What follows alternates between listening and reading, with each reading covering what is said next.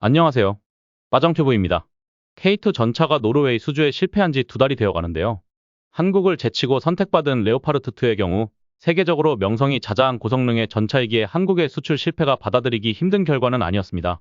그러나 최근 노르웨이 기술 전문지에서는 레오파르트의 선정 배경에 대해 대대적으로 폭로하였는데요.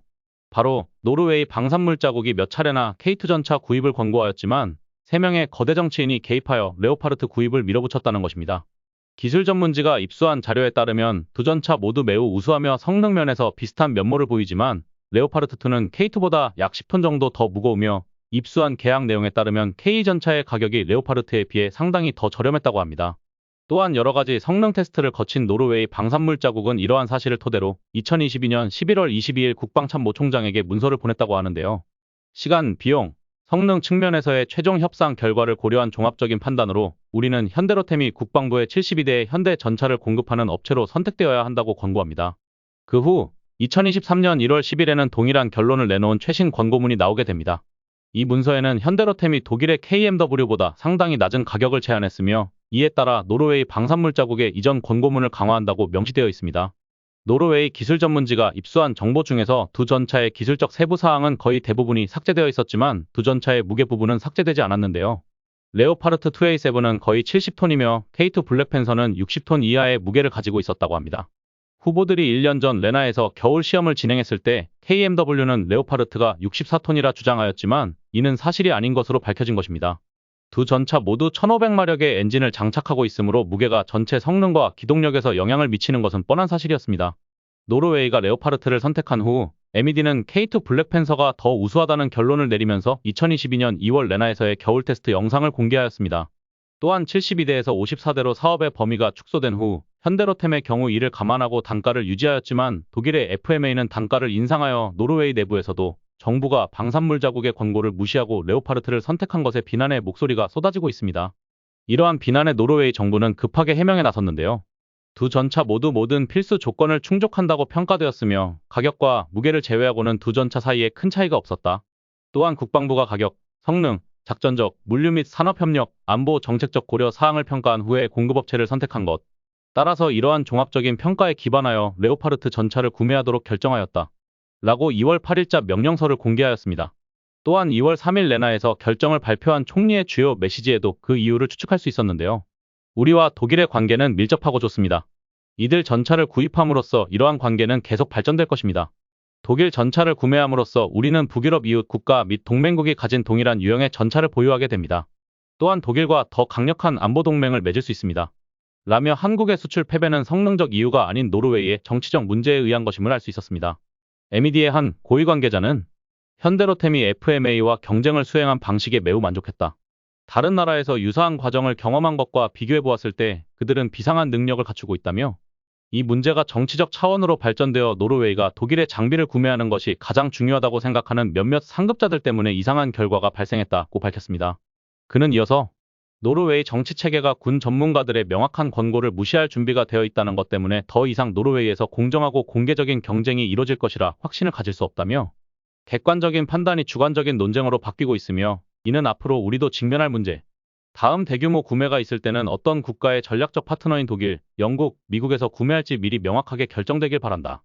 라며 결과가 정해져 있었던 이번 입찰을 거세게 비판하였습니다. 레오파르트의 입찰 배경이 대중에게 공개되자 노르웨이 네티즌들은 무수한 댓글을 남기며 불만의 목소리를 쏟아냈는데요. 기사는 잘못되었다. K2는 오히려 여러 기준에서 더 우수하다. 더 가벼운 무게에 조절할 수 있는 휠 서스펜션, 더 현대적인 엔진 및 기어박스 기술로 인한 가속성이 훨씬 더 뛰어나다. 또한 레오파르트2보다 가볍게 주행할 수 있다. 더 현대적인 엔진 및 기어박스로 인해 연료 소비가 적고 따라서 연료 효율성이 높아진다. 더 작은 실루엣으로 더 작은 목표물이 되며 따라서 상대의 명중률이 떨어진다. 조절할 수 있는 휠 서스펜션으로 대폭 각이 상당히 높아졌다.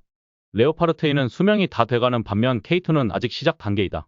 더 업그레이드할 가능성이 크다. 두 전차 유형은 유사한 화력과 전투력, 거의 동등한 수의 능동 방어 잠재력을 가지고 있다. 레오파르트2가 더 나은 것은 탑승자가 열린 루프로 머리를 내밀 때 더 좋은 시야밖에 없다. K2에서는 탑승자가 뒤를 볼 때 약간 불편하다. K2가 더 저렴하게, 더 빠르게 제공되며 예비 부품에 대한 더 나은 백업 장치가 있는 경우 이번 정치적 결정은 매우 부적절해 보인다. 무능한 정치가들은 자신의 이익과 정치만을 생각하여 노르웨이 군인들에게 최고의 장비를 제공하는 것을 고려하지 않는다. 노르웨이 군인들의 생명은 후순위이다. 레오파르트의 선택의 이유 중 일부는 말이 안 된다. 왜 독일과 보다 깊은 안보적 유대를 맺으려 하는가? 독일은 우크라이나에 대한 군사적 지원과 관련해 유럽에서 가장 보수적인 나라였다. 게다가 독일군은 지난 수십 년간의 자원 부족과 약화로 완전히 지친 상태이며 2022년 이후 예산 증액에도 불구하고 긴 시간이 걸릴 것이다. EU에게 아첨하는 것 외에는 다른 이유를 찾을 수 없다. 한편, 한국은 최근 몇 년간 유럽에 대한 중대한 무기 수출자 중 하나였으며 특히 우크라이나 침공 이후로 이는 더욱 두드러졌다. 다수의 국가가 K9 자주포에 대한 긴급 구매를 진행했으며 이는 인상적인 속도와 양으로 공급되었다. 폴란드는 약 1000대의 K2 전차를 희망하고 이미 첫 번째 K2가 공급되었다. 이는 노르웨이 군이 레나에서 K2와 레오파드 2A7을 겨울 시험을 거친 후 K2를 선택했다는 사실을 감안할 때 특이하다. 그러나 우리는 2026년까지 레오파드 2A7을 받을 예정이다. 결국 더 나쁘고 비싼 대안보다 덜 수용 가능한 수량으로 노르웨이 군에게 선택하라고 결정한 몇몇 노르웨이 정치인들이 있다. 이들은 노르웨이 군인들의 전투 생존과 승리 가능성보다 독일과 EU에서의 자신들의 야심과 명성을 더 중요시하고 있는 것으로 보인다. 이런 일이 일어날 때 뇌물이 있는 것인지 의심스럽다. 정치인들은 군대가 무엇을 구매해야 하는지 최소한으로 개입해야 한다.